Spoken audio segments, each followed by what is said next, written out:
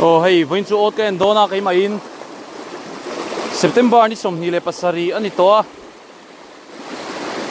ot po hi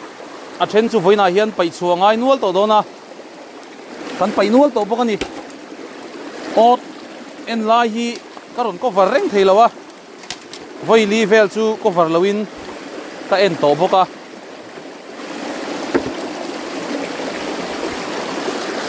nghe ni an don ni voin hi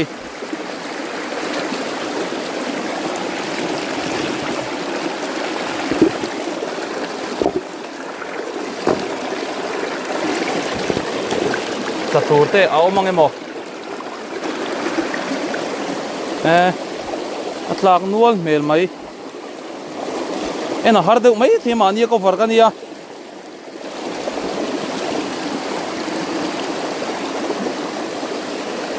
tắm mai cô căn bún nghe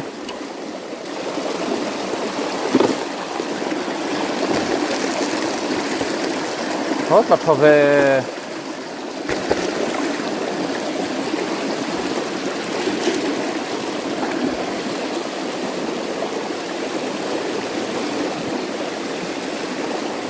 cho pon ấy dầu đâu với cái này hi hey at la thale mai pahni pali paruk pariat pakwa som lai tlan hi hey alak tlak chakai thapa ngai deuh hlir mas yom hle mai